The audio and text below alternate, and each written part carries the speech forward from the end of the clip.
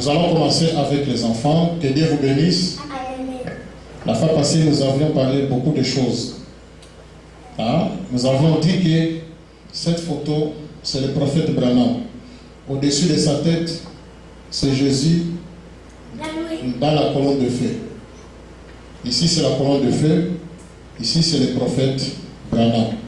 Amen. Ici, c'est Jésus dans la nuée. Notre prophète aujourd'hui s'appelle comment? Notre prophète aujourd'hui, il s'appelle comment? William Marion Branham. Aujourd'hui, nous allons parler un tout petit peu de la prière. Amen. Amen. Shalom, tu peux venir lire cette écriture. Tu lis ici, dans Matthieu 19, verset 13. Matthieu chapitre 19, verset 13. Verset 13, ça c'est le verset, ça c'est le chapitre. Répète ça, Matthieu. Je vais lire dans Matthieu 19, Matthieu chapitre 19, verset 13. Je vais lire dans Matthieu chapitre 19, verset 13. Alors on lui amena des petits enfants Écoutez les enfants, écoute la lecture. Alors on lui amena des petits enfants afin qu'il leur imposa les mains et pria pour eux. Mais les disciples les repousseraient. Et Jésus dit, laissez les petits enfants et ne les empêchez pas de venir à moi, car le royaume des cieux est pour ceux qui leur ressemblent. Il leur imposa les mains et il partit de là. Amen. Amen. Shalom Ali. Oui, tu peux partir. Shalom Ali, un verset de la Bible ici, c'est très important pour les enfants.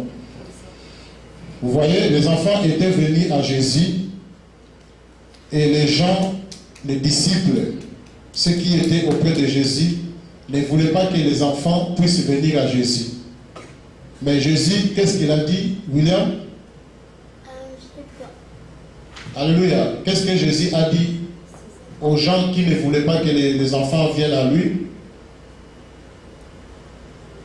Shalom. Qu'est-ce que Jésus avait dit? Je vais recommencer la lecture. Écoutez bien, vous allez me répondre, ok? Alors, on lui amena des petits enfants, afin qu'il leur imposa les mains et pria pour eux. Mais les disciples les repoussèrent. Et Jésus dit, laissez les petits enfants et ne les empêchez pas de venir à moi. Qu'est-ce que Jésus a dit? Laissez les petits enfants et ne les empêchez pas à moi. Voilà. Alléluia. Qu'est-ce que Jésus a dit quand les gens ne voulaient pas que les enfants viennent à Jésus? Assis-toi bien. Le prophète Branham, qu'est-ce que Jésus a répondu? Quand les gens ne voulaient pas que les enfants viennent à Jésus, qu'est-ce que Jésus a dit à ces gens?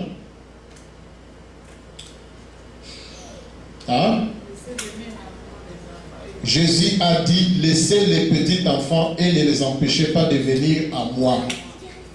Jésus veut que les enfants viennent à lui. Amen. Amen. Si à l'école, la madame ne veut pas parler de Jésus, si les gens ne parlent pas de Jésus, mais nous parlons de Jésus, et Jésus veut que vous, les enfants, vous venez à lui. Jésus a besoin de vous. Amen. Donc personne ne peut empêcher que les gens viennent à Jésus. Jésus veut que les enfants viennent à lui. Amen. Amen.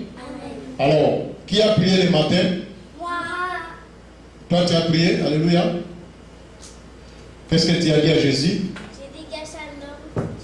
J'ai dit merci de me regarder toute la journée. Oui. J'ai dit Shalom, regarde William, regarde maman, regarde papa, regarde maman, regarde William, Shalom à l'école.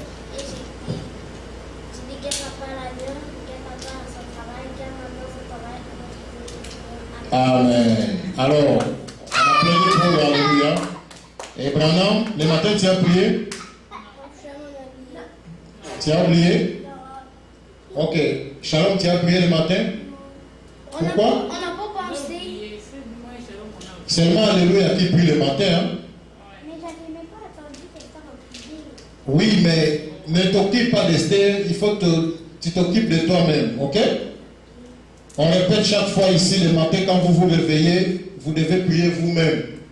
Et quand papa et maman se réveillent, nous allons prier ensemble une prière de la famille, ok? Avant de dormir, c'est la même chose, vous priez seul. Et après, vous allez prier avec papa et maman, ok? Quand vous voulez manger, la même chose, vous allez prier seul. Jésus a besoin des enfants qui prient seuls. Ok? Ici, nous avons lu que Jésus a besoin des enfants. Jésus dit, je veux que les enfants viennent à moi. Donc Jésus a besoin de vous. Ok? Et quand vous priez à qui? À Jésus. À Jésus. Alléluia, toi quand tu pries à qui? À Jésus. William Branham. À Jésus. Quand vous priez à Jésus. Est-ce que Jésus vous écoute aussi? Oui. Alléluia. Est-ce que Jésus vous écoute? William, Jésus vous écoute aussi? Oui. Jésus vous écoute. Jésus écoute les prières des enfants. Quand vous priez, Jésus est là pour vous écouter. Et Jésus répond à vos prières. Tout ce que vous allez demander à Jésus, Jésus va vous les donner. Même à l'école, avant de faire l'examen, tu peux prier à Jésus pour que Jésus te donne l'intelligence afin que tu puisses réussir. Ok? C'est Jésus qui donne à papa et à maman l'argent pour acheter la nourriture pour vous. C'est Jésus qui nous protège. C'est Jésus qui nous garde. C'est Jésus qui donne à papa et à maman l'argent pour vous acheter des jouets, pour que vous puissiez aller à l'école, pour que papa et maman vous achètent des habits. C'est Jésus qui fait tout. Amen. Donc c'est Jésus qui nous donne tout.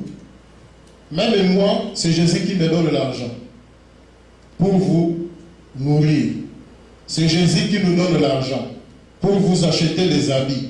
Jésus, il fait tout pour nous. C'est pourquoi nous devons l'aimer. Ok? Quand il dit quelque chose, il faut obéir. Amen. Et aussi, quand Jésus vous donne quelque chose, qu'est-ce que vous allez dire? Quand Jésus vous donne quelque chose, il vous donne par exemple la nourriture.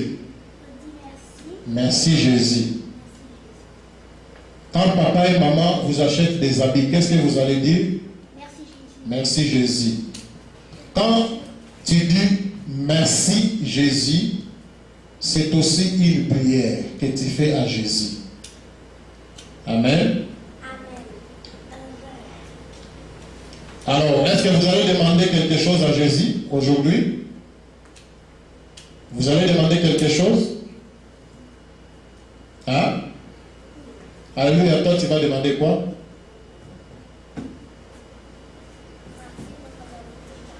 Tu vas demander quoi?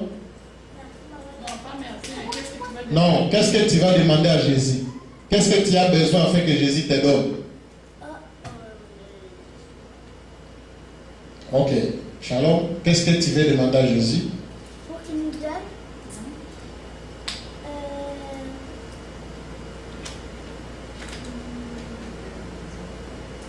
Hein? Tu vas demander des croissants? Alléluia, toi tu vas demander quoi? Le 7-Up? Ok, Jésus va vous les donner après l'église, ok? Alors, William, il est où? Jésus va vous les donner, ok? Tout ce que vous demandez à Jésus, Jésus vous donne. Tout.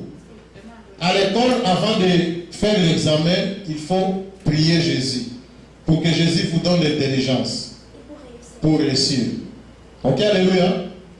Alors, quand vous voyez quelque chose qui n'est pas normal, qu'est-ce que vous allez faire? Vous allez dire au nom de Jésus. Ok? Alléluia, viens. Quand tu vois quelque chose qui n'est pas bon, qui n'est pas normal, qu'est-ce que tu vas faire? Je dis au nom de Jésus. Au nom de Jésus. Ok, Branham? Quand vous voyez quelque chose qui n'est pas bon, vous dites toujours au nom de Jésus. Et quand vous dites au nom de Jésus, la chose va fuir. Ok? C'est très, très important. Même si papa n'est pas là, même si maman n'est pas là. Même quand vous dormez, vous voyez quelque chose qui n'est pas normal. Un monstre, comme un rêve où vous voyez un monstre ou des araignées. Tu dis au nom de Jésus, ils vont fuir. Ok? Quand je faisais dodo, je dis je vais faire un rêve. Oui. Qu'est-ce que tu as vu dans les rêves? Je peux me souvenir. Ok. Il faut toujours dire au nom de Jésus quand tu vois quelque chose qui n'est pas bon. Amen. Alors, pour terminer, je vais lire encore un verset de la Bible pour les enfants. La Bible dit, Jean 15, 7, Jean chapitre 15, verset 7, la Bible dit, si vous demeurez en moi, ok les enfants, si vous demeurez en Jésus, et que les paroles de Jésus demeurent en vous, vous demanderez ce que vous voudrez, cela vous sera accordé. Nous allons compléter notre prédication de la fois passée. C'était sur le mystère d'un seul phare. Le mystère d'un seul phare.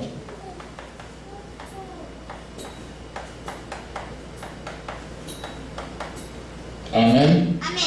La Bible dit comme d'habitude, 2 ou 3 sont réunis à son nom, il est au milieu d'eux. Nous croyons réellement que Jésus-Christ est au milieu de nous. Et c'est lui qui va nous parler ce matin.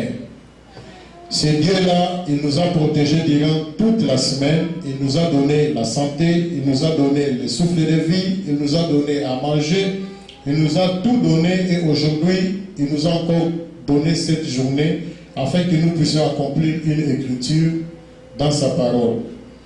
Pendant que nous le louons ici, pendant que nous écoutons sa parole, il y en a qui sont à la maison en train de se reposer, il y en a qui sont malades, il y en a qui n'ont pas de paix, il y en a qui ont des problèmes, il y en a qui sont morts. Mais Dieu nous a gardés, il nous a donné cette grâce pour que nous soyons encore dans ce monde. Il nous a donné la santé gratuitement, le souffle de vie gratuitement. Il nous a donné 7 jours, 6 jours pendant la semaine. Et aujourd'hui, nous sommes dimanche. Nous sommes là pour le remercier pour tout ce qu'il a fait pour nous. Donc notre présence ici, c'est un signe. C'est comme un acte de remerciement. Parce que nous n'avons rien à lui donner. Nous la remercions seulement. Amen. Donc, le mystère d'un seul phare. Nous allons continuer notre enseignement, notre prédication. Et aujourd'hui, je crois que je vais terminer sur ça. Prochainement, nous allons voir autre chose.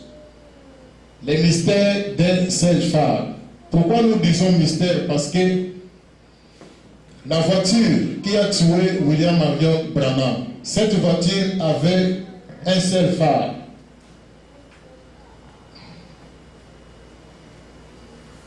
Je vais dessiner ça ici, comme ça.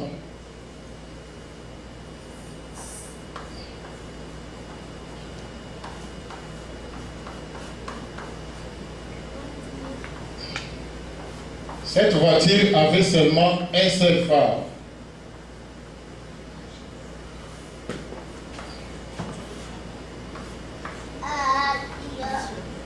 C'était comme ça.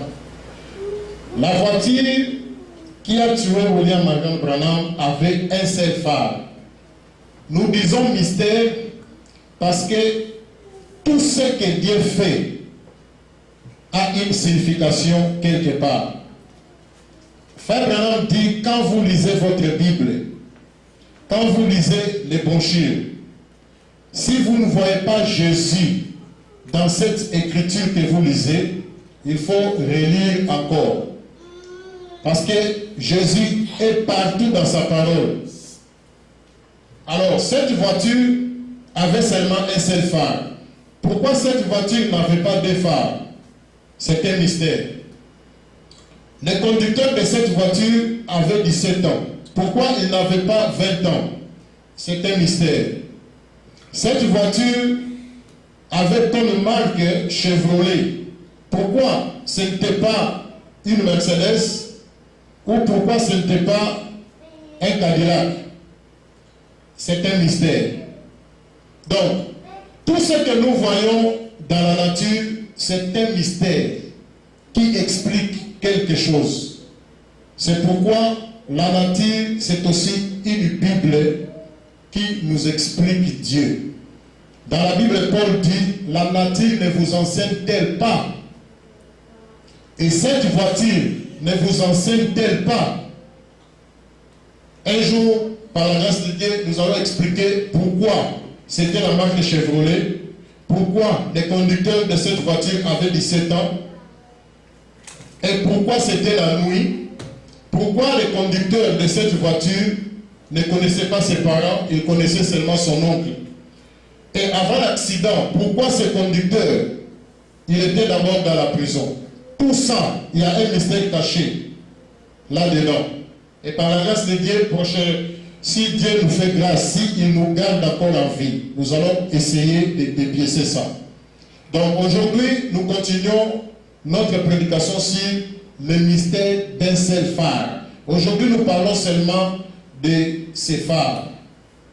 Nous ne touchons rien, seulement ces phares. Je vais d'abord lire les prophètes dans la Bible. Il est en train d'expliquer comment l'accident était passé. Parce que Billy Paul était devant la voiture de Frère Branham. Billy Paul conduisait sa voiture avec sa femme et Frère Branham était derrière avec une autre voiture. Alors, Billy Paul, il est en train de nous expliquer comment la chose était passée. Amen. Il dit ceci, à 5 km à l'est de Friona, Texas, Billy Paul dépassa l'automobile de la famille Basque. Et quand il doubla l'automobile, il remarqua, venant de la direction de Friona, ce qui lui paraissait être une motocyclette, car il n'y avait qu'un seul phare allumé. Donc, pendant que Billy Paul conduisait sa voiture, de loin, il a vu une lumière qui venait. Et Billy Paul pensait que c'était une moto. Alors, il continue, il dit, la nuit venait de tomber et il était environ 7 heures du soir quand Billy Paul remarqua ce qui lui paraissait être une motocyclette. Mais quand cela s'approcha, il reconnut que c'était une voiture avec seulement les phares droits allumés. Le gauche absent faisait penser à une motocyclette qui roulait en plein milieu de la route. Billy se jeta dans les fossés et regarda dans son rétroviseur pour voir si la voiture surchargée qu'il venait de dépasser 1 ou 2 kilomètres plus tôt avait pu éviter cette soi-disant motocyclette quand subitement il y eut un grand fracas. Amen. Donc ici c'est Billy Paul qui est en train de nous expliquer comment l'accident était passé. Billy Paul était dans sa voiture avec sa femme. Il était devant la voiture de Frère Branham. Frère Branham derrière, il était aussi avec sa femme. Alors, Billy Paul de loin, il a vu une lumière qui venait. C'était pendant la nuit. Il a vu une lumière qui venait. Et Billy Paul, il a pensé que c'était une moto. Mais quand la voiture est arrivée près de Billy Paul, il a compris que ce n'était pas une moto, c'était vraiment une voiture. Alors, Billy Paul a dévié cette voiture, il est allé se jeter dans une fossée. Alors, il a maintenant commencé à regarder derrière là-bas parce que Frère Branham venait aussi avec sa voiture. Il regarda pour voir si Branham aussi pouvait dévier cette voiture. Et pendant qu'il regardait, il a entendu un coup de tonnerre.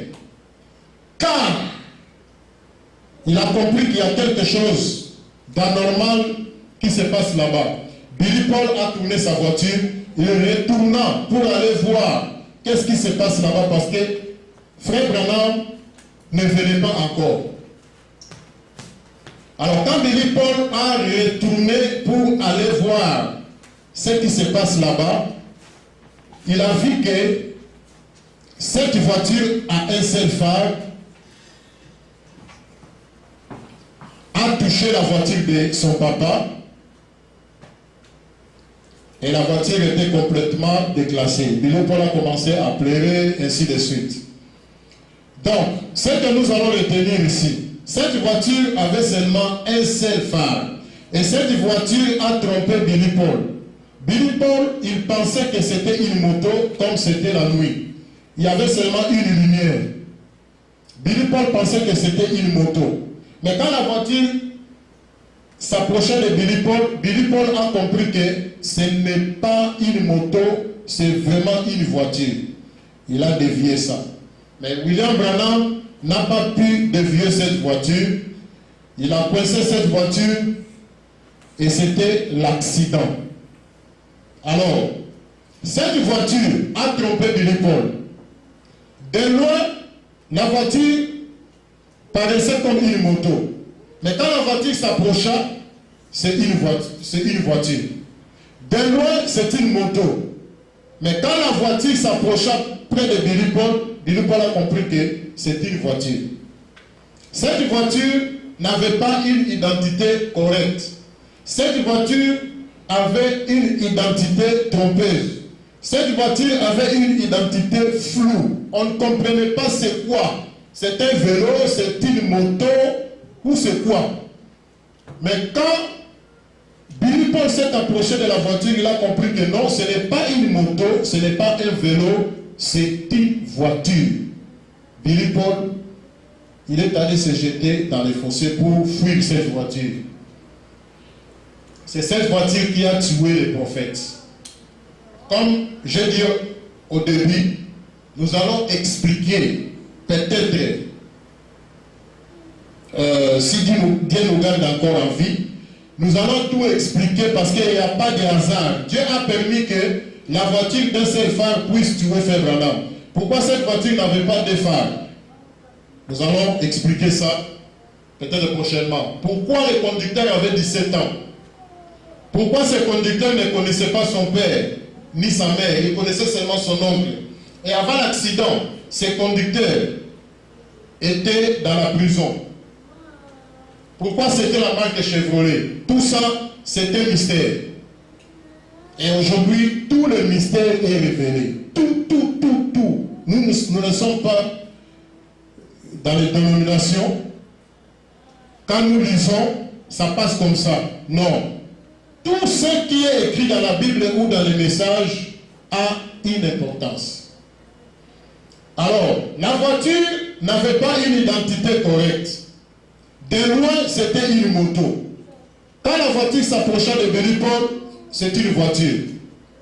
Et nous avons dit que le naturel explique toujours le spirituel. Tout ce que nous voyons dans le naturel existe aussi dans le spirituel.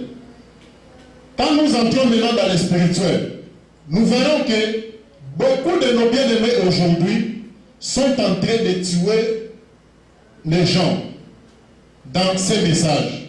Beaucoup de nos sœurs sont en train encore de tuer les prophètes. Ils continuent toujours de tuer les prophètes jusqu'à aujourd'hui. Pourquoi? Parce qu'ils ressemblent à cette voiture. Ils ont une identité floue, une identité monstre.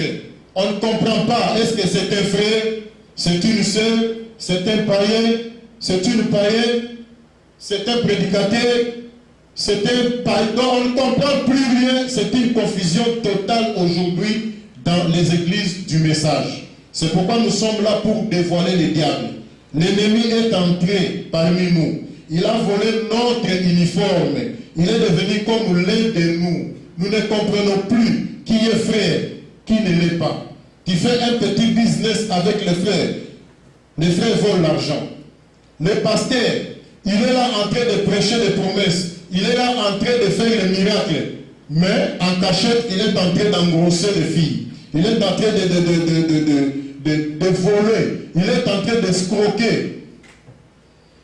Une confusion totale. Frère Branham dit, avant, le diable était sur le banc. Mais aujourd'hui, le diable est derrière la chair, en train d'embrouiller le peuple de Dieu. Une confusion totale. Nous ne comprenons pas qui est ennemi, qui n'est pas notre ennemi.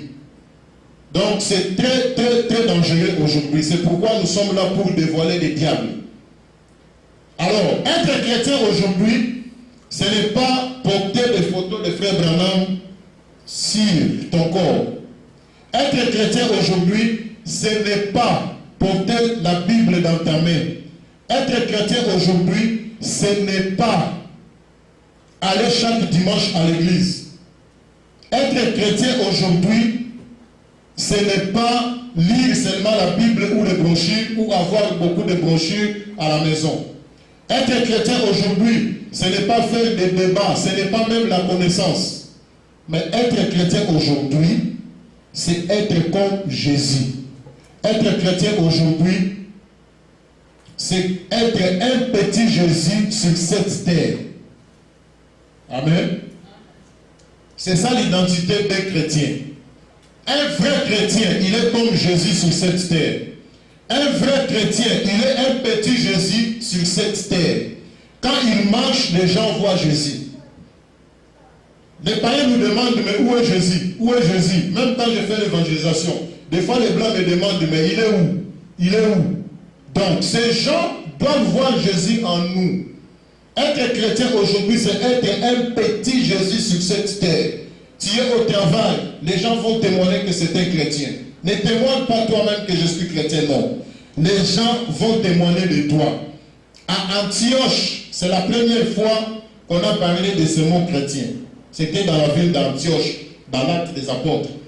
Mais ces disciples-là, ils n'étaient pas là pour faire de propagande que nous sommes des chrétiens, nous sommes des chrétiens. Non. Les gens, quand ils ont vu ces gens, quand ils ont vu les disciples, eux-mêmes, ils ont témoigné que ce sont des chrétiens. Donc, être chrétien, ce n'est pas seulement dire que je suis chrétien, non. Les gens vont témoigner que nous sommes des chrétiens. Quand tu marches, c'est Jésus qui marche. Tu vas à l'école, c'est Jésus qui va à l'école. Tu vas au supermarché, c'est Jésus qui va au supermarché. Donc, être chrétien aujourd'hui, c'est être un petit Jésus sur cette terre. Et si tu es un petit Jésus sur cette terre, quand quelqu'un te jurie, tu vas faire comme Jésus avait fait sur la croix. On l'a cloué, on l'a frappé, on a craché sur lui. À la fin, il a dit, Père, pardonne-le. Si réellement tu es chrétien, tu vas agir comme Jésus. Si réellement tu es un petit Jésus sur cette terre, tu vas répondre aux gens comme Jésus. Si réellement tu es un petit Jésus sur cette terre, tu vas agir comme Jésus. Alors, Frère Branham dit ceci, je vais lire ça rapidement. Frère Branham dit ceci, je lis dans cette brochure, la guérison et ce qu'est la maladie.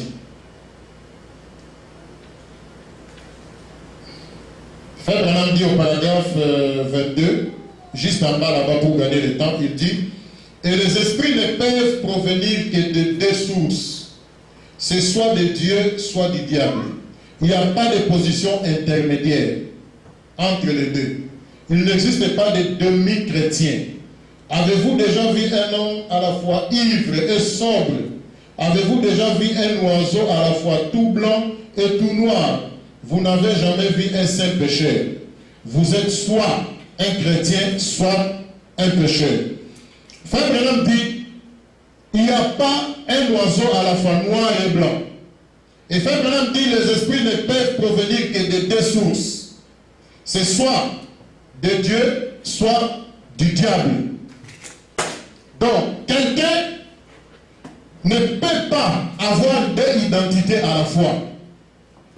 Des fois, il est comme chrétien, des fois, il est comme Satan. Des fois, il est comme un petit Jésus, des fois, il est comme un petit Satan. Une identité monstre, une identité floue. Alors, nous avons dit que pour un chrétien, c'est être comme Jésus, c'est être comme Satan. Et Frère Branham dit, nous avons deux puissances sur cette terre. Nous avons Dieu et nous avons aussi Satan. Deux puissances qui agissent dans ce monde. Alors, si tu es petit Jésus, tu es ici. Le diable aussi, il a aussi des gens qui l'identifient. Être sataniste aujourd'hui, même si tu es dans l'église du message, même si tu lis des brochures, même si tu lis la Bible, même si tu es derrière la chair, il y a aussi des gens qui identifient Satan. Les chrétiens identifient Jésus, il y a aussi des gens qui identifient Satan. Ils sont aussi dans les églises du message du temps de la fin. Ici, nous ne parlons pas de musulmans, nous ne parlons pas de pentecôtistes, mais nous parlons des églises du message du temps de la fin. Parce que nous voulons un peu dévoiler les diables. Il y a des gens aujourd'hui, il fait des miracles, il est derrière la chair, il prêche, des fois le feu tombe. Il y a des gens qui ont la connaissance dans ces messages, il y a des gens qui lisent beaucoup, mais ils sont en train d'identifier Satan dans leur vie. Être un sataniste, c'est être un petit Satan. Être un Satan, être un sataniste, c'est être comme Satan lui-même. C'est être aussi un petit Satan sur cette terre. Ta façon d'agir va être comme Satan. Pas de pardon. Ta façon d'agir ou ta façon de répondre va être comme Satan. Ta vie va être comme Satan. Tout ce que tu fais va être comme Satan. Donc il y a des gens aujourd'hui qui identifient Jésus. Il y a aussi des gens qui identifient Satan. Donc ils ont une identité double. Aujourd'hui dans les églises du message. Vous êtes dans une fraternité, il est frère. Quand vous sortez de la fraternité, il n'est plus frère. Quand Dieu est béni, il a l'argent, il est païen. Il est en train de se réjouir avec les païens. Quand il n'a pas l'argent, il est en train de pleurer avec les frères. Donc nous ne comprenons pas. À l'église, c'est un frère. À l'église, c'est une sœur. Mais à la maison, c'est autre chose. Deux identités. Donc, les gens manifestent aujourd'hui l'identité de Satan, en même temps identifient aussi Jésus-Christ. Des fois, il est un petit Jésus, des fois, il est un petit Satan. Des fois, il agit comme Jésus, et des fois, il agit comme le diable. Quand il est avec les gens qu'il aime, il est un petit Jésus. Mais quand il est avec les gens qui ne l'aiment pas, il devient un petit Satan. Une identité monstre, une identité floue. Amen. Ils sont nombreux aujourd'hui dans les églises du message du temps de la fin. Et c'est ça, la nature de la chauve-souris. La chauve-souris n'a pas une identité claire. Des fois, il est comme un animal, des fois, il est comme un oiseau. Comme un animal, il a des poils, il a aussi des dents.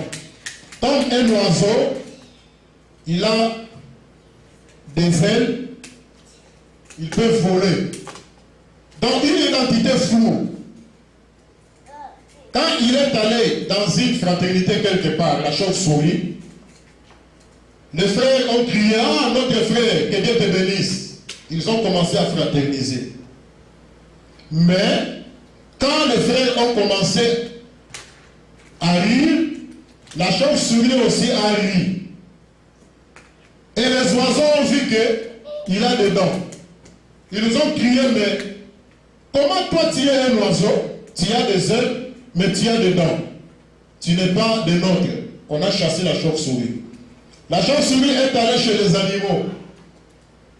Les animaux ont reçu la chauve-souris. Il voit qu'il a des poils, il a aussi des dents. Mais quelque chose était arrivé brusque, tous les animaux ont pris fuite. Et la chauve-souris, il a volé. Les animaux, ils ont pris fuite avec leurs pattes, mais la chauve-souris a volé. Les animaux ont crié, mais toi tu n'es pas de nôtres.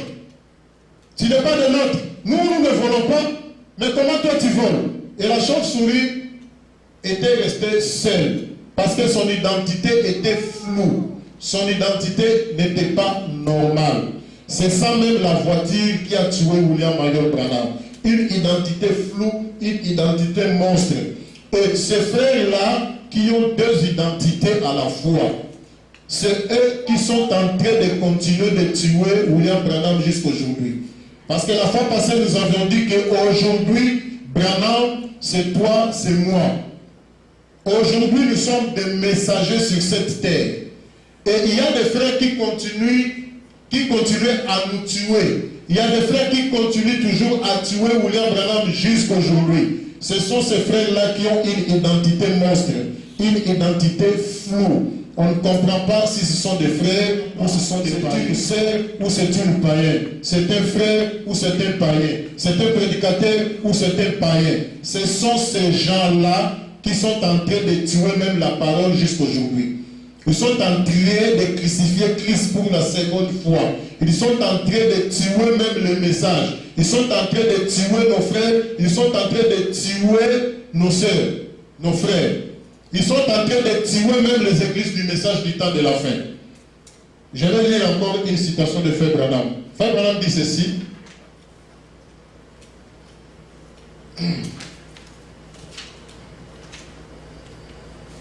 Frère Branham dit ceci. Dans cette brochure,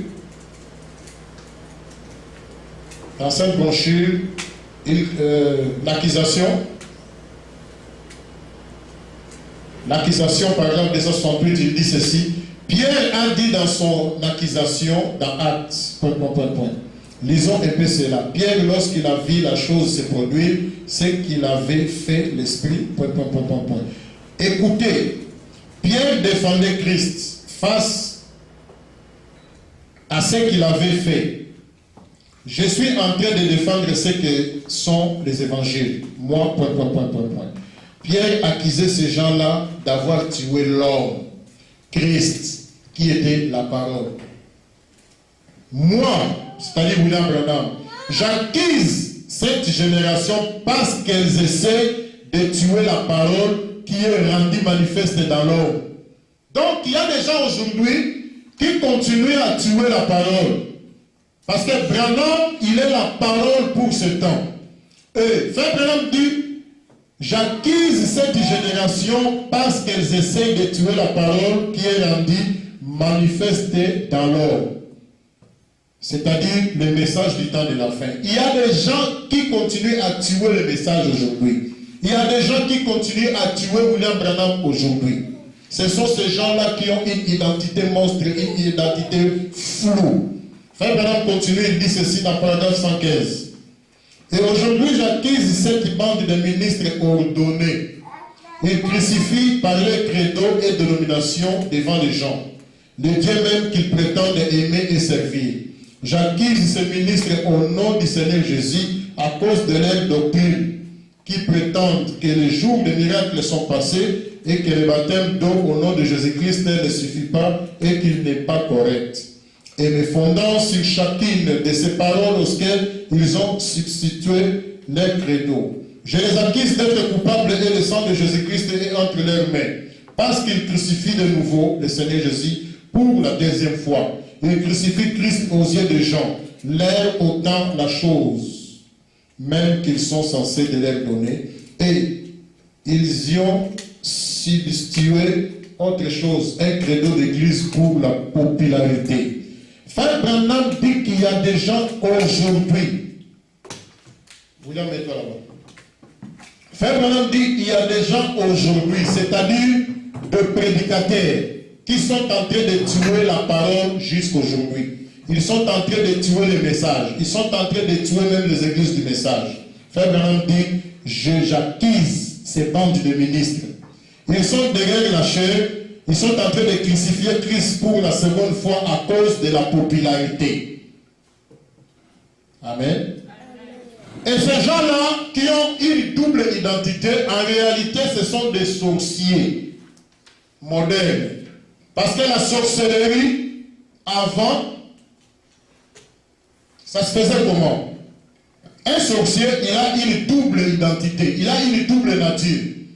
La nuit, il est sorcier. Le matin, il est normal. Tu peux être avec lui, vous pouvez même parler de Dieu, il peut venir à l'église. Mais la nuit, il change l'identité, il sort. Avec un balai, il est tenté de tuer les gens partout.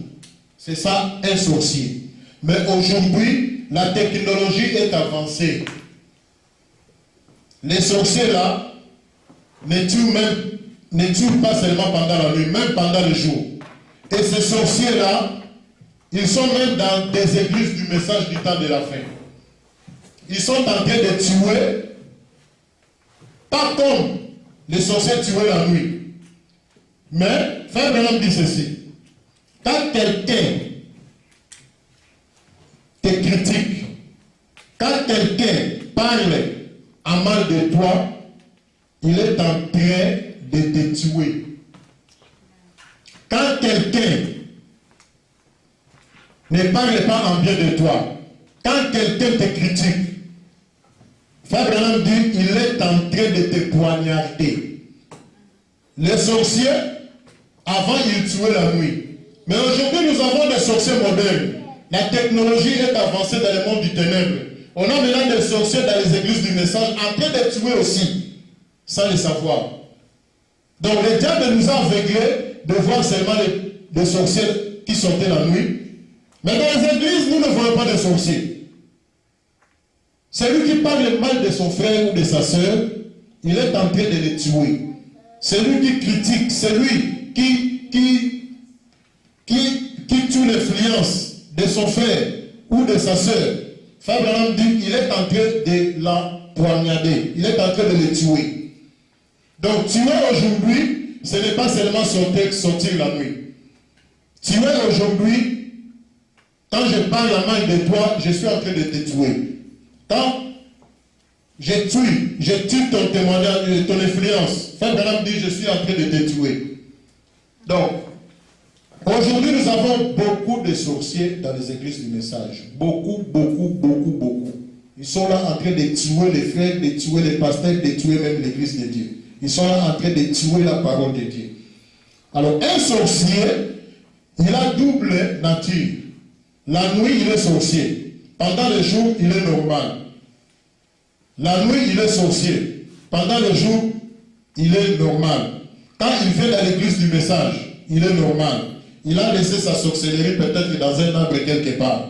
Et quand il sort de l'église, il récupère sa sorcellerie. Dans la fraternité, il est normal. Vous parlez de Luc 17:30, il parle aussi. Zacharie 14:7, il parle aussi. Il peut aussi faire des miracles. Mais quand la nuit vient, il change d'identité.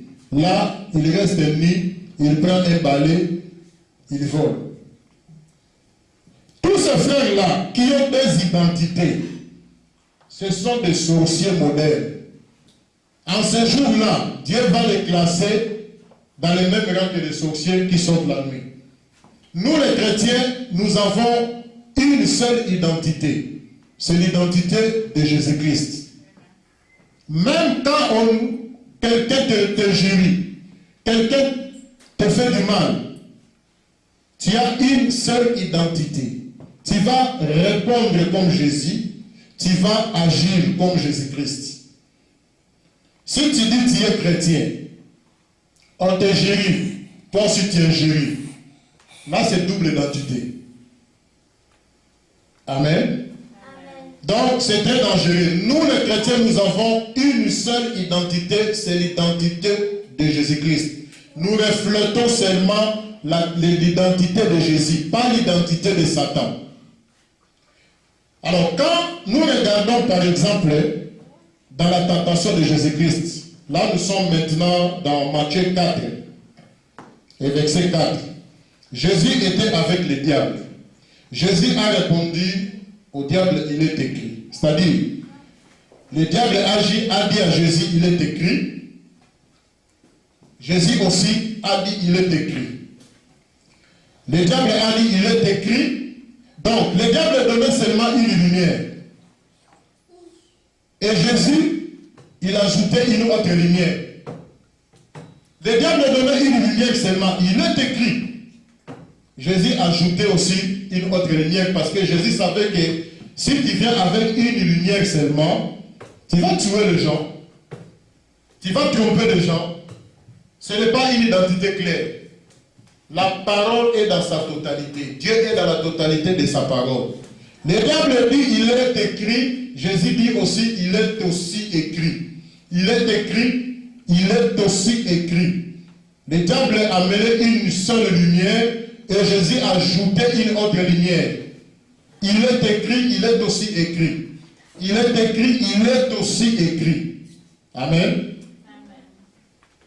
Donc, si vous voyez un frère ou une église qui croit la moitié de la parole, c'est ça l'église qui tue les prophètes. C'est ça la voiture à un seul phare. C'est ça la voiture qui a tué les prophètes. Et ces églises-là, ils sont en train de tuer les enfants de Dieu. Dieu est dans la totalité de sa parole. Il y a des églises aujourd'hui, ils croient la moitié de la parole. Quand tu dis par exemple, Luc 17 et 30, Zacharie 14 et 7, il y a des gens qui croient Luc 17 et 30, il y a des gens qui ne croient pas Zacharie 14 et 7, il y a des gens qui croient que Jésus est venu, il y a des gens qui ne croient pas que Jésus est venu. Et Frère Branham dit, ces sortes des églises, ils sont en train d'adorer Satan. Ils sont dans, il est écrit. Mais, ils doivent ajouter aussi, il est aussi écrit, afin qu'il soit complet. Avec la moitié de la parole, vous ressemblez à cette voiture qui a tué William Branham. Ce sont ces pasteurs-là qui continuent à tuer Branham jusqu'aujourd'hui. Ce sont ces pasteurs-là qui continuent à tuer la parole jusqu'aujourd'hui. Ce sont des brigands, des assassins.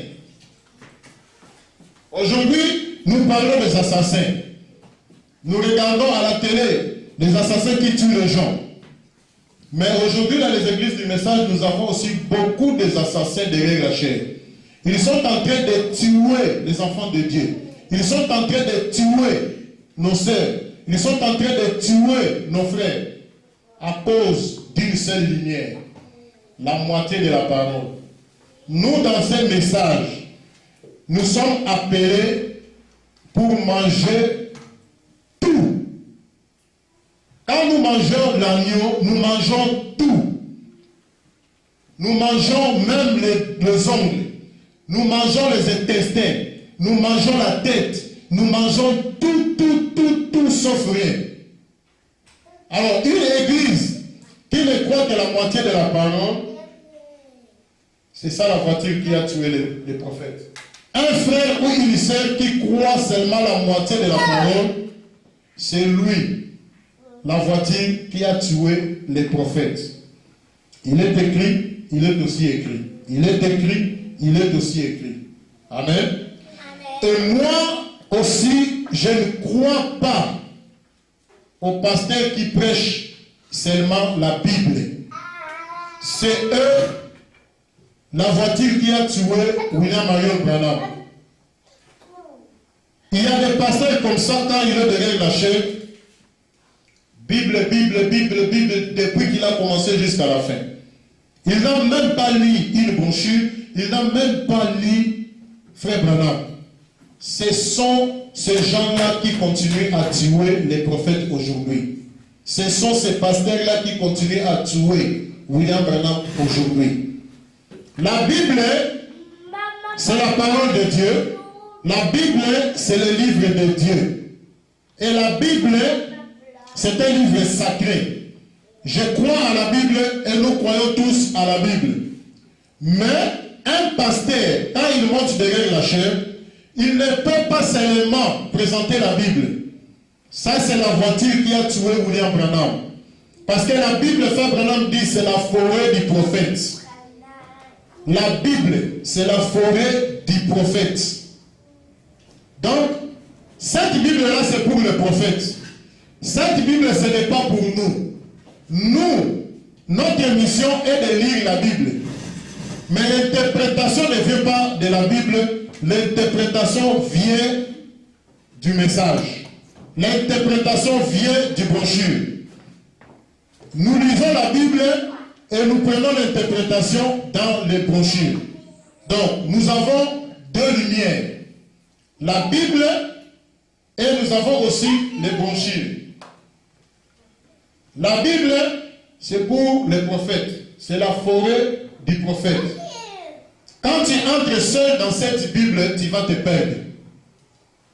Donc, avoir seulement la Bible, c'est avoir une lumière, une seule lumière. Mais quand tu as le message, tu as maintenant deux lumières et tu es complet. Le message explique la Bible. Le message, c'est comme une torche qui éclaire la Bible. Donc, c'est pourquoi je suis contre les pasteurs là qui prennent seulement la Bible. Nous prenons un exemple. Un pasteur de la chaîne, il dit, au temps de Noé, il faut rentrer dans l'arche. Si tu n'entres pas dans l'arche, tu ne seras pas sauvé. Ça, c'est la Bible. Et il laisse les enfants de Dieu comme ça. Alors que le temps de Noé, ce n'est pas notre temps. Maintenant, nous allons chercher cette arche-là pour rentrer. Il n'y en a pas. L'arche de Noé aujourd'hui, il n'y en a pas. Mais quand nous lisons ça dans la Bible, les brochures ou les messages nous donnent maintenant l'interprétation. Les brochures nous disent que l'arche de Noé aujourd'hui, c'est le message de l'heure. Dans la Bible dit quelque part dans l'Apocalypse, cet taureau-là avait, par exemple, cet animal-là avait 10 têtes. Il avait peut-être 6 queues. Ça, c'est la Bible. Un pasteur derrière la chaîne, il lit ça, il laisse les enfants de Dieu comme ça. Ça, il est en train de tuer les enfants de Dieu. Parce que les enfants de Dieu ne comprennent rien, ne vont pas comprendre 10 têtes. On n'a jamais vu un animal avec 10 têtes. On n'a jamais vu un animal avec 6 queues. Alors ça, c'est la Bible. Mais quand nous venons dans le message, nous prenons les brochures, nous comprenons directement c'est quoi 10 têtes. C'est quoi 6 queues. Amen. Donc, prêcher seulement la Bible, c'est très dangereux. Ça, il est écrit. Mais il est aussi écrit pour avoir un tableau clair. Il faut deux lumières, il faut deux choses là. La Bible et le message. La Bible, le message. Nous lisons la Bible, mais nous prêchons le message. Nous lisons la Bible, mais nous prêchons les brochures, ce qui est dans les brochures. Amen.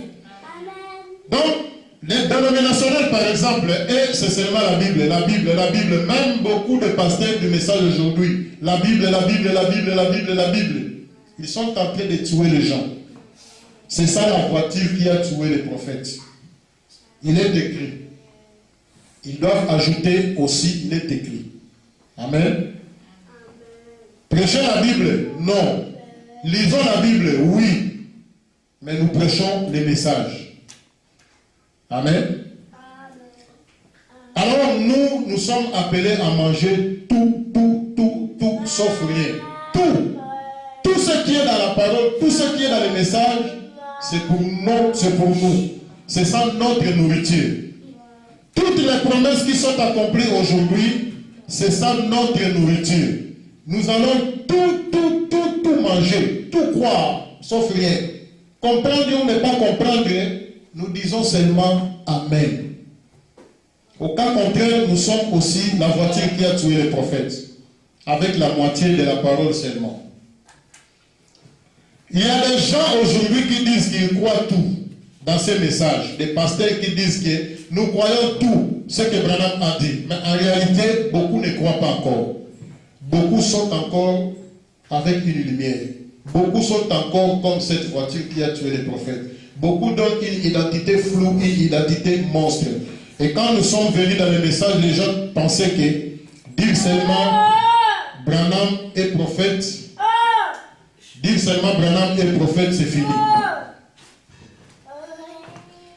Dans le message, quand nous sommes venus, nous avons trouvé un prophète.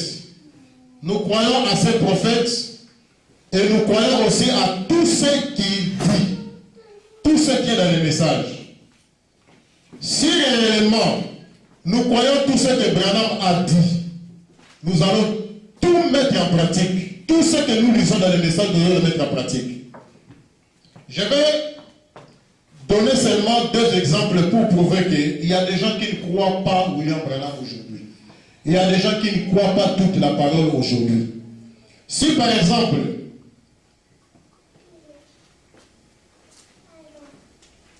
je vais d'abord lire Frère Branham sur la culotte, parce que c'est ça qui nous donne un peu de trouble aujourd'hui dans les églises du message. Porter une culotte. Un frère peut porter une culotte ou pas. Frère Branham va nous répondre. Dans cette brochure, les deuils de Satan, Frère Branham dit ceci, au paragraphe 83. Un homme qui porterait une espèce de petit short de féminin et qu'il sortirait avec ça. Les frères disent qu'ils peuvent porter la culotte sous les pantalons, mais ils ne peuvent pas sortir avec ces culottes. Mais écoutez Frère Branham ce qu'il dit. Frère Branham est d'accord avec ces frères-là. Ils ne peuvent pas sortir avec la culotte dehors. Frère Branham est aussi d'accord avec ces gens-là. Il dit ceci. Un homme qui porterait une espèce de petit short de féminin et qui sortirait avec ça, je ne pense pas qu'il soit vraiment un homme. C'est le plus grand efféminé que je n'ai jamais rencontré. Vous voyez, elle a amené son Adam, c'est-à-dire Ève, elle a amené son Adam perverti à agir comme elle. Voyez-vous, à porter ses sous-vêtements à elle. Donc, Frère Branham appelle la culotte, la sous-vêtement de la femme. Elle a vu ce qu'elle pouvait réaliser là-bas en enlevant tous ses vêtements, sauf ses sous-vêtements. Écoutez maintenant la conclusion. C'est le short, bien sûr. C'est ça un sous-vêtement féminin. Frère Branham dit que la culotte, c'est le sous-vêtement féminin. C'est le slip de la femme. Le sous-vêtement, c'est les caleçons de femme. Le sous-vêtement, c'est le slip de femme. Ce n'est pas un péché quand je dis slip. Parce que la Bible aussi nous parle des caleçons des sacrificateurs. Donc ce n'est pas un péché. Pour que je sois clair, Frère Branham dit que le short en anglais, c'est-à-dire culotte, c'est le sous-vêtement de la femme. C'est le slip de la femme. Maintenant, un frère qui porte la culotte, il ne sort pas avec cette culotte. Il a mis cette culotte sous le pantalon. Il a porté les sous-vêtements de sa femme. Frère Branham nous donne l'exemple ici, comme Ève a porté, je vais dire ça, vous voyez, elle a amené son Adam perverti à agir comme elle. Voyez-vous, à porter ses sous-vêtements. Donc, les shorts, la culotte, c'est les sous-vêtements de la femme. Un frère, s'il met ça sous les pantalons, même s'il ne sort pas avec ça sous les pantalons, il a porté les sous-vêtements de sa femme, il a porté les sous-vêtements de la femme. Et porter un habit de la femme, la Bible nous dit, tu es en abomination devant Dieu. Quand nous avions parlé de la culotte, nous avons lu beaucoup de citations et des versets bibliques. Frère Branham aussi répète ça. Porter un habillement de la femme ou porter un habillement d'homme, c'est être en abomination devant l'Éternel. Si réellement nous croyons le message, si réellement nous croyons à William Marion Branham, nous allons dire Amen à cette écriture. La culotte, c'est le sous-vêtement de la femme. Tu mets ça sous les pantalons, même si tu ne sors pas avec. Mais tu le mets sous les pantalons, tu as porté un habit de la femme. Tu as porté les sous-vêtements de la femme. Tu es en abomination devant l'Éternel. C'est la même chose avec un frère qui porte une robe. C'est la même chose avec un frère qui porte une jupe. C'est la même chose. Porter la culotte en dessous là-bas de la pantalon. Parce que le diable, il est tellement malin. Il sait que nos frères du message ne peuvent pas porter des robes, ne peuvent pas porter des jupes. Qu'est-ce qu'il a fait? Il les a amenés des culottes.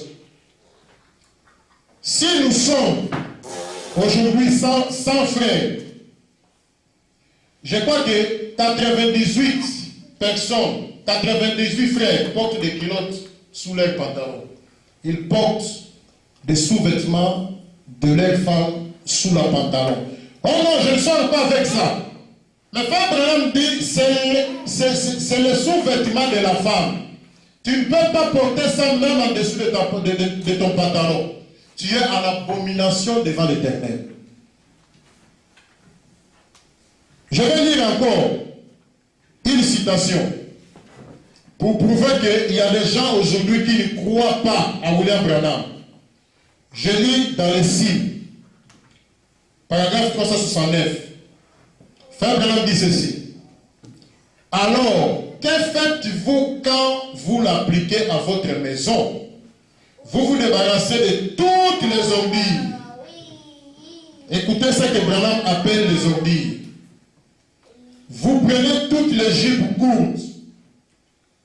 Donc, jupe courte, c'est l'ondille.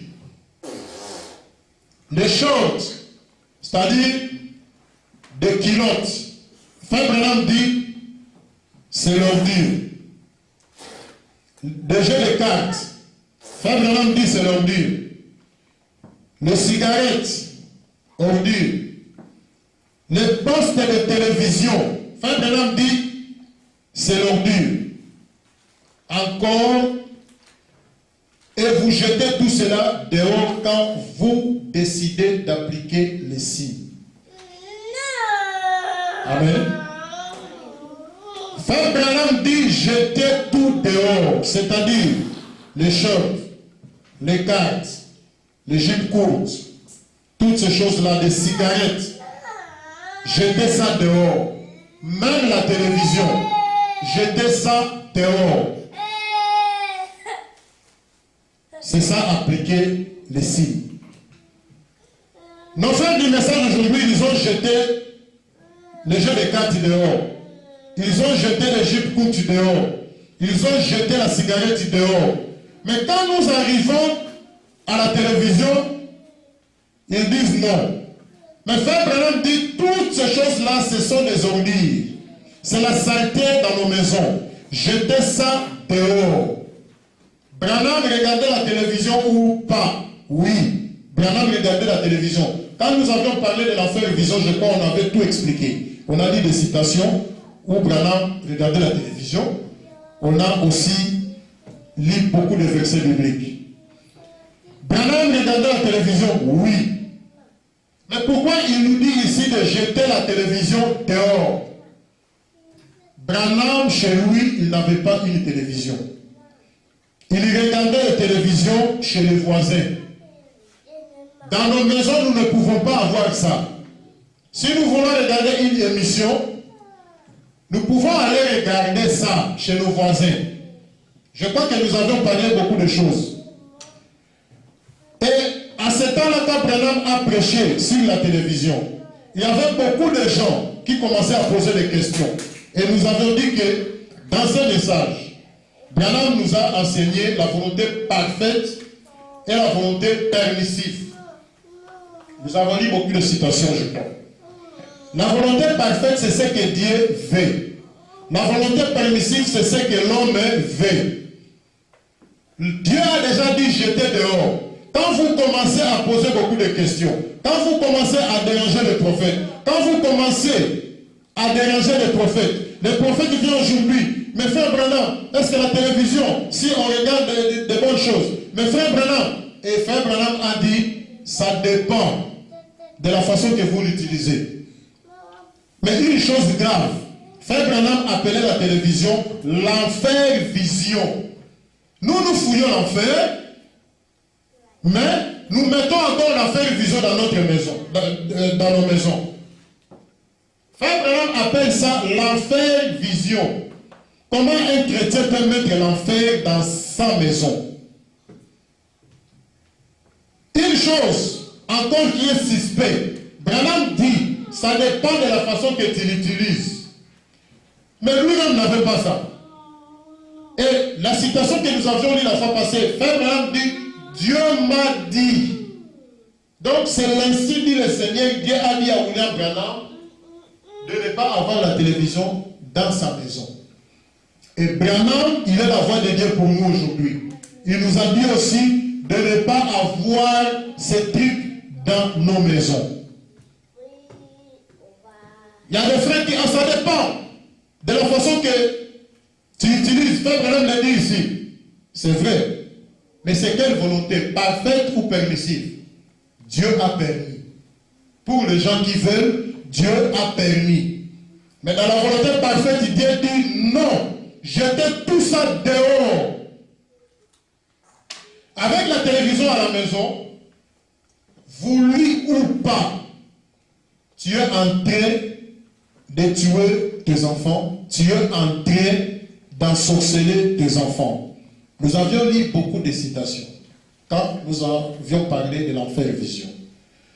Tu es assassin, tu n'aimes pas tes enfants, tu es en train de les tuer sans le savoir. Frère Branham dit, et tu ne le sais pas. Parce que moi, tel que je suis là, j'ai des images. Quand ma maman me lavait, quand j'étais encore petit comme Ozan. J'ai ça dans ma mémoire. Quand ma maman me lavait là, pendant que je parle là, je le vois. Quand ma maman me portait sur le dos, j'ai ça dans ma mémoire. Donc, tous ces enfants-là, les images qu'ils sont en train de voir à la télévision, Frère Branham dit, ces images-là,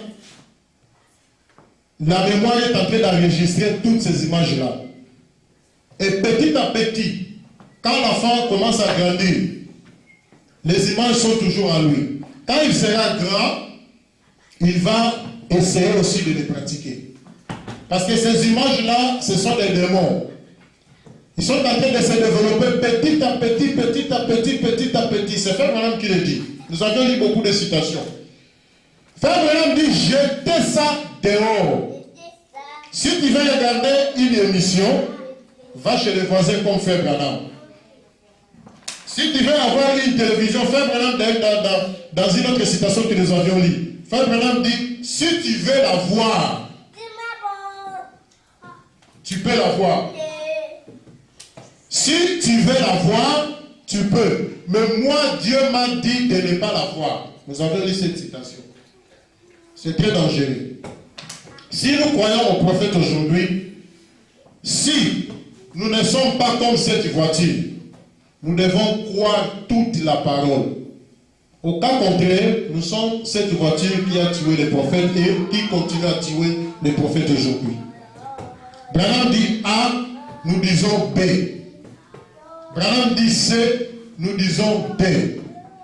C'est ça la voiture qui a tué les prophètes. Branham dit jeter, nous jetons. Branham dit pas de culottes. Vous le frères, pas de culottes. Tu portes la culotte en dessous de ton pantalon, tu es en abomination devant l'Éternel. C'est ça les sous-vêtements féminins. Jetez tout dehors, des jupes courtes, des robes courtes, télévision, culottes, et ainsi de suite, même des talons. Frère Branham parle même des talons de serre. Chaussures avec des talons longs. Frère Branham refuse. Alors nous disons amen à ce que Branham a dit. Même pour les dîmes, quand nous donnons au Seigneur, la Bible ne nous parle pas seulement des dîmes, la Bible nous parle de aumônes, la Bible nous parle des dons, et la Bible nous parle encore de l'offrande. Mais aujourd'hui, le diable, il laisse seulement aux gens une lumière. Les gens pensent seulement à la dîme. Les gens mettent leur dîme. Mais au monde, les gens ne font pas cas de ça. Les dons, l'offrande, les gens ne les voient pas. Dieu est complet, il est dans la totalité de sa parole. Quand vous donnez seulement le dîme, c'est une lumière. Mais on a aussi une autre lumière qui est l'offrande, qui est le don, qui est aussi le monde. Vous donnez seulement le dîme, c'est ça aussi la voiture qui a tué les prophètes. Seulement dîme. Au monde, c'est pour aider les pauvres. Le don, tu peux faire un don à l'église, soit pour acheter les micros, pour acheter, je ne sais pas, la caméra, ainsi de suite. Et l'offrande, ça accompagne la dîme. Donc, dîme, aumône, don et l'offrande. La Bible nous parle de ces 4 choses. Et la fois passée, nous avons dit que le chiffre 4, c'est la délivrance. Donc, donner seulement l'aumône, tu ne donnes pas la dîme, tu ne donnes pas l'offrande, tu ne donnes pas le don. C'est ça la voiture qui a tué les prophètes. Donner seulement le don, tu ne donnes pas l'aumône, tu ne donnes pas l'offrande, tu ne donnes pas la dîme. C'est ça la voiture qui a tué les prophètes. Donner seulement la dîme, tu ne donnes pas l'offrande, tu ne donnes pas l'aumône, tu ne donnes pas le don. C'est ça la voiture qui a tué les prophètes. Dieu est complet. Il est dans la totalité de sa parole. Les gens aujourd'hui disent que nous allons seulement écouter les bandes du prophète. Les Éphésiens 4 doivent s'asseoir. Je vais d'abord lire une citation rapidement pour terminer. Frère Branham dit ceci. Je crois que nous avions dit cette citation la fois passée. Frère Branham dit, il dit ceci dans Les âges de l'Église, paragraphe 171. Frère Branham dit, quand les véritables oins de Dieu parlent, c'est la voix de Dieu. La rejeter, c'est enlever les chandeliers. Maintenant, tout le monde ne peut pas être prédicateur, mais vous avez une voix. Si vous êtes prédicateur, vous êtes appelé à la chair pour prêcher. Frère Branham n'a pas dit, si vous êtes prédicateur, vous devez vous asseoir pour écouter les bandes dans l'église. Non. Frère Branham dit, si vous êtes prédicateur, vous êtes appelé à la chair pour prêcher. Donc, les prédicateurs aujourd'hui, ils doivent être derrière la chair pour prêcher la parole. Écouter la bande du prophète, c'est la parole. Mais c'est une lumière. Écouter seulement les bandes du prophète dans l'église, c'est la parole. Mais c'est une lumière. Vous allez écouter les bandes du prophète, et les Éphésiens 4 aussi sont là pour prêcher la parole. Vous écoutez les bandes aujourd'hui, et notre réunion, les Éphésiens 4 prêchent. Ou vous écoutez les bandes avant, au début de réunion, et juste après les bandes, les Éphésiens 4 montent sur la chair. Vous écoutez seulement les bandes comme font les autres aujourd'hui. Ils ont supprimé complètement les Éphésiens 4. Quand vous supprimez les Éphésiens 4, vous supprimez une partie de la parole. Quand nous avions parlé de ça, je crois si je ne me trompe pas, le programme établi par l'homme. Nous avions parlé de ça en profondeur. Nous avions lu des citations de Frère Branham et des versets bibliques. Toujours des lumières. Frère Branham dit que dans une citation que nous avions lue, Frère Branham dit, la prédication de la parole fait partie du programme de Dieu. La prédication de la parole, Frère Branham dit, ça fait partie du programme de Dieu. Nous avons lu beaucoup de citations. Donc, Dieu aujourd'hui, il a toujours besoin des Éphésiens 4. Personne ne peut venir pour supprimer les Éphésiens 4. Il y a des gens comme ça, Dieu ne t'a pas mandaté, tu viens, tu commences à faire des réunions de gauche à droite pour supprimer les Éphésiens 4, pour laisser seulement les bandes. Tu n'es pas un prophète, tu viens seulement pour embrouiller les gens. La dernière voix de Dieu, c'était William Branham. Branham, avant de partir, il nous a dit de répéter seulement les bandes. Et dans les bandes, Frère Branham dit, les Éphésiens 4 fait partie du programme de Dieu. Donc, Dieu aujourd'hui n'a pas supprimé les Éphésiens 4. Vous supprimez les Éphésiens 4, c'est ça la voiture qui a tué les prophètes. Les bandes sont là, les Éphésiens 4 aussi sont là. Nous écoutons les bandes et nous écoutons aussi les Éphésiens 4. Si vous supprimez les Éphésiens 4, dans le mariage, il ne doit pas avoir un Éphésiens 4 là pour consacrer le mariage ou un pasteur. Donc, le band va consacrer le mariage. Si vous supprimez les Éphésiens 4, plus question de la dîme. Vous êtes là, dans l'église, vous ne faites rien seulement pour appuyer sur le play de la radio. Vous ne faites rien, on vous donne seulement des dîmes comme ça. Si vous supprimez les Éphésiens 4, il faut supprimer aussi la dîme. Il faut supprimer les consécrations de mariage. Il faut supprimer les baptêmes. Il faut tout supprimer. Parce que pour faire toutes ces choses-là, Dieu a besoin d'un nom. Pour baptiser les gens, pour consacrer les mariages, et ainsi de suite.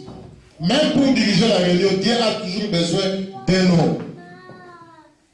Restez seulement avec les bandes, vous ne croyez même pas au prophète, parce que le prophète dit que la prédication de la parole fait partie du programme de Dieu. C'est ça, la voiture qui a tué les prophètes. Nous allons écouter les bandes, seulement les bandes. Il y a un pasteur même qui a prêché, il a dit, qu'est-ce qu'il a dit? J'acquise cette génération d'avoir... J'acquise cette génération de crucifier les bandes. Nous écoutons les bandes à la maison, nous écoutons les bandes dans nos voitures, nous écoutons les bandes au boulot, nous écoutons les bandes partout, même à l'église. Il y a des fois, quand nous allons venir ici, nous mettons seulement les bandes. Ça va venir, parce que nous sommes encore au début, nous sommes encore en train d'évangéliser. Les païens, quand ils viennent ici, vous écoutez les bandes, il ne va pas comprendre. Mais, quand l'église va grandir, il y a des moments où nous allons aussi commencer à écouter seulement les bandes. Nous écoutons les bandes, nous prions. Et la réunion qui vient là, les Éphésiens 4 montent derrière la chair, ils prêchent la parole. Amen. Donc nous avons les bandes dans l'église et nous avons aussi les Éphésiens 4. Vous supprimez les Éphésiens 4 et vous laissez seulement les bandes, c'est ça. La voiture a un seul phare. Vous supprimez les bandes, vous laissez seulement les Éphésiens 4. C'est ça la voiture qui a tué les prophètes. Vous refusez les Éphésiens 4 et vous laissez seulement les bandes. C'est ça la voiture qui a tué William Marion Branham. Dieu est dans la totalité de sa parole. Amen. Amen. Il y a des gens aussi qui croient seulement en Dieu. Là, je suis maintenant chez les dénominationnels. Il y a des gens qui croient seulement en Dieu. Ils ne croient pas au prophète. Et aussi, c'est la voiture qui a tué les prophètes. Donc, pour venir à Dieu, ils n'ont pas besoin de prophètes. Donc, et il veut venir directement à Dieu. Il ne veut pas les prophètes. C'est ça aussi la voiture qui a tué les prophètes. Je vais lire un verset de la Bible pour terminer. Amos 3, 7. La Bible dit ceci. Car le Seigneur l'Éternel ne fait rien sans avoir révélé son secret à ses serviteurs, les prophètes. Donc Dieu a toujours besoin des prophètes.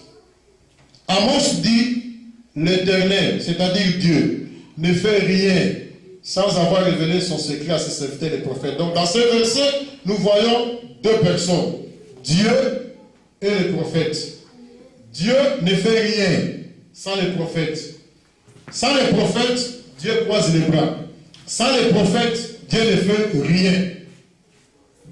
Avec les prophètes, Dieu révèle sa parole, il révèle sa volonté. S'il n'y a pas de prophètes, Dieu croise ses bras. Mais, il y a des gens aujourd'hui, même dans les églises du message du temps de la fin, il y en a qui font semblant de croire aux prophètes. En réalité, ils ont seulement besoin de Dieu, sans les prophètes. Parce que croire aux prophètes, c'est croire à tout ce que le prophète a dit. Si vous ne croyez pas à tout ce que le prophète a dit, vous êtes encore pentecôtiste. C'est la même chose avec celui qui veut passer directement à Dieu. Or, si vous passez directement à Dieu, c'est très dangereux. Parce que Dieu ici, il est comme 6600 volts. Pas même 6600 volts, 1 milliard de volts ici. C'est la cabine de courant. Tu viens directement ici. Dieu nous a donné les transformateurs pour diminuer un peu la puissance de courant. Le prophète, il est comme transformateur. Et quand nous venons à Dieu, nous passons par les prophètes. Quand nous touchons les prophètes, quand nous écoutons les prophètes, automatiquement, nous écoutons Dieu. Dieu, il est comme une cabine de courant à 1 milliard de volts. Donc tu ne peux pas venir directement ici. C'est très dangereux. Tu dois obligatoirement passer par un prophète. Même quand nous allons chercher des boulots, nous ne venons pas directement, tu passes jusqu'à avoir le boss. Tu dois d'abord passer quelque part. Il y a un secrétaire ici. Tu passes ici, il va te poser des questions. Qu'est-ce que tu veux faire? Je vais parler au boss. Lui, il peut te faire passer, tout comme il peut refuser. S'il te fait passer, là tu vas aller voir le boss. Mais tu ne peux pas passer directement pour voir le boss ici. Il y a quelqu'un ici qui est placé. Tu dois d'abord passer ici pour aller ici. Et le naturel explique toujours le spirituel. Tu ne peux pas directement passer pour venir ici. Tu dois d'abord passer ici chez les prophètes. Même dans la pyramide de Noc, juste devant la chambre du roi, il y avait quelqu'un là-bas. Donc c'est lui qui décide si tu vas entrer ou pas. C'est lui qui ouvre la porte pour que tu puisses entrer. S'il ne veut pas, il ne veut pas. S'il veut que tu entres, tu entres. Donc, Dieu, aujourd'hui, tu ne peux pas venir directement pour voir Dieu. Même quand nous regardons au temps de Noé. Au temps de Noé, les gens voyaient seulement Noé. Mais Dieu était caché dans Noé. Les gens, peut-être, ils disaient que, mais nous n'avons pas entendu la voix de Dieu. Où est ce Dieu-là qui a dit qu'il y aura le déluge? Ils ne savaient pas que c'était le transformateur qui parlait. C'était le prophète Noé et Dieu était caché dans ses prophètes. Et tout ce que Noé avait dit, les gens qui ont obéi à ça, ils étaient sauvés. Et ceux qui ont refusé, ils étaient tous morts. Noé était la voix de Dieu à ce temps-là. Noé était comme Dieu à ce temps-là. Alors, au temps de Moïse, c'était la même chose. Dieu était caché dans Moïse. Moïse était comme les transformateurs. Donc, tous ceux qui ont obéi à Moïse, ils ont obéi à Dieu. Tous ceux qui ont suivi Moïse, ils ont suivi Dieu. Dans notre temps, c'est la même chose. Même au temps de Samuel, les gens ont refusé Samuel. Samuel commence à se plaindre. Seigneur, ils m'ont refusé. Et quand Dieu est descendu, il a dit à Samuel, ils ne t'ont pas refusé, c'est moi qu'ils ont refusé. Donc, tu refuses les prophètes, tu refuses Dieu. Dieu se cache dans les prophètes. Ici, nous avons William Marion Branham. Cette colonne de feu n'était pas venue dans le vide comme ça. La colonne de feu était dans William Marion Branham. Et Dieu a permis que cette colonne de feu puisse s'installer ici pour témoigner au monde entier que Dieu est avec cet homme.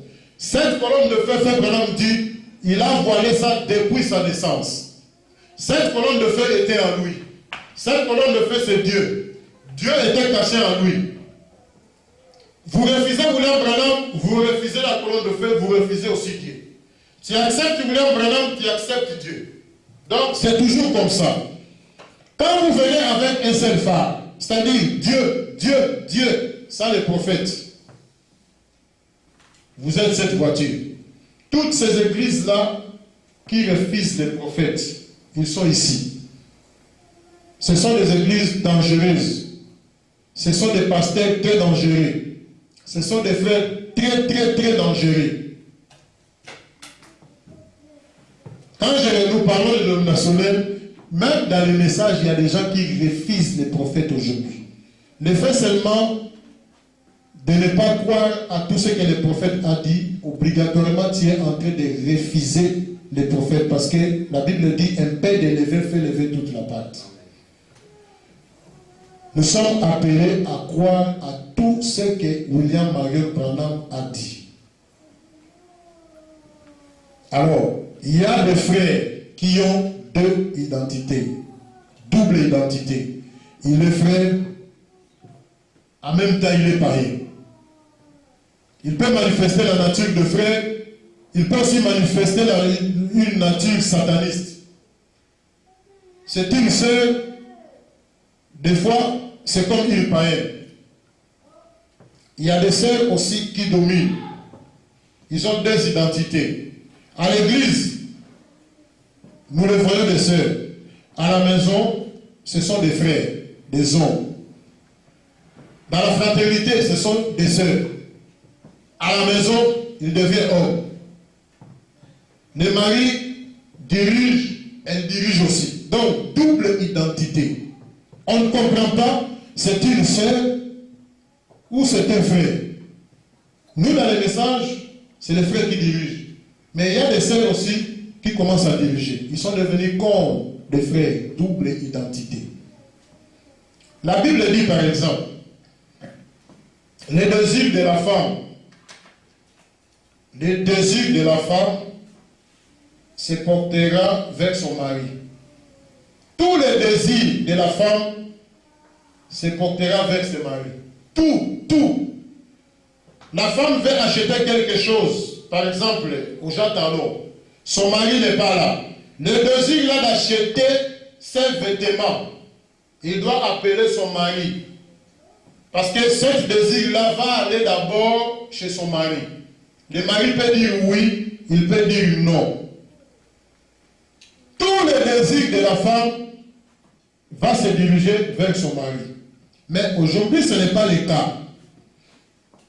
Même ma femme ne le fait pas. Des fois. Elle peut acheter ses histoires dans les centres d'achat. Après, elle amène ça à la maison. J'ai acheté. Donc, le désir d'acheter là est resté chez elle-même. Je dis le désir de la femme. Tous les désirs va diriger vers son mari. Tu veux faire quelque chose, tu amènes ces désirs à ton mari. Et le mari, il n'a pas seulement droit d'accepter. Il peut aussi refuser.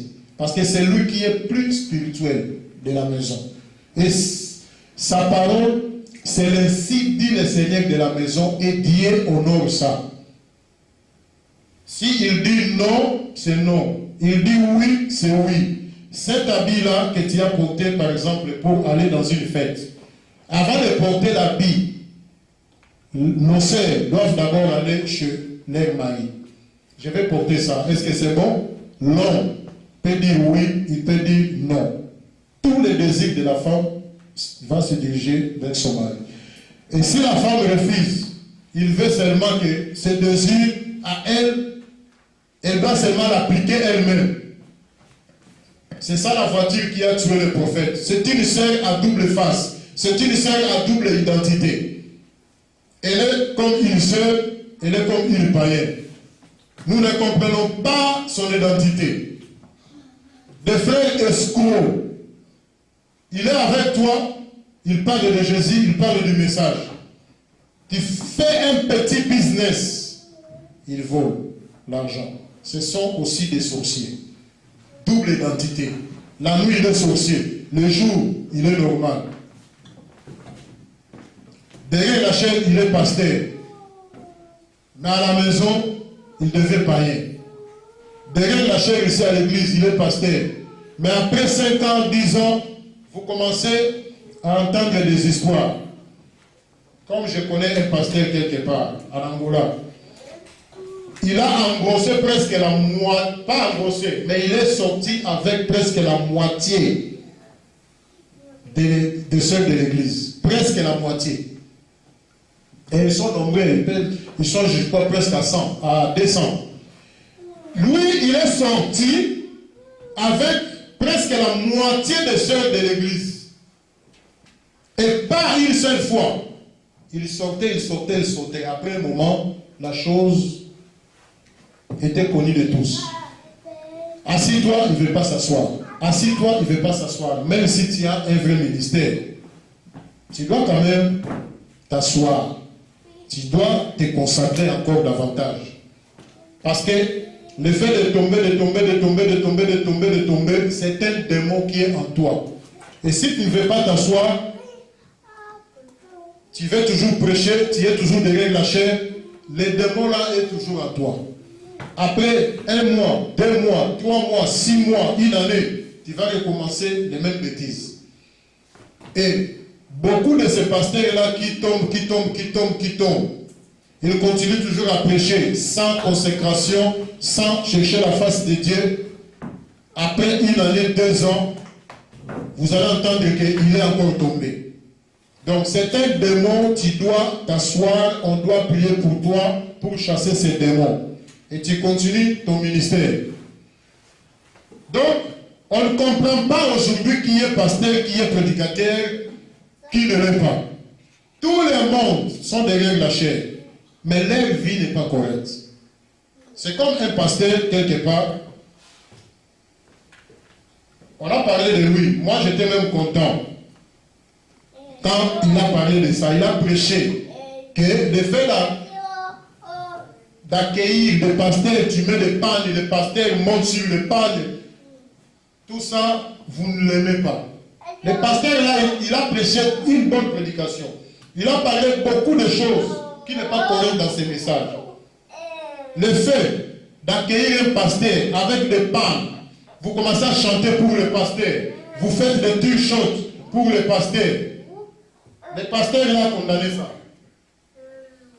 Mais il a parlé de bonnes choses. Après un moment, quand on a essayé de commencer à lui poser des questions, il a changé.